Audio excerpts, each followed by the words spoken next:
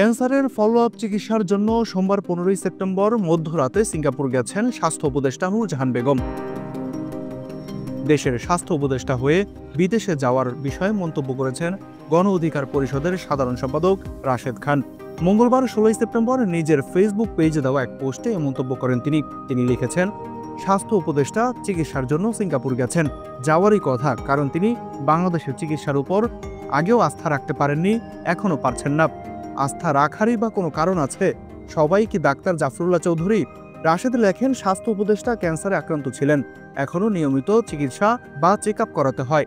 সম্ভবত পূর্বে যেখানে চিকিৎসা করিয়েছেন সেখানেই ফলো আপ করতে গেছেন। এক্ষেত্রে আমি তাকে দোষ দেই না। বাঁচার আকাঙ্ক্ষা কার না আছে?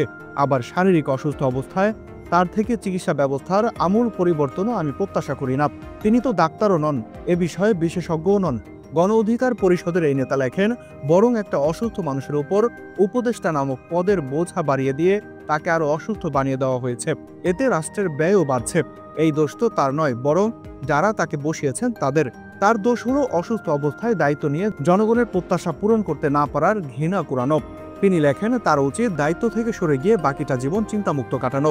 অন্যথায় এই দায়িত্বে থাকলে তিনি আরও অসুস্থ হয়ে পড়বেন। আমি তার সুস্থতা কামনা করি। মহান আল্লাহ রাব্বুল আলামিন তাকে সুস্থ করে তুলুন, আমিন।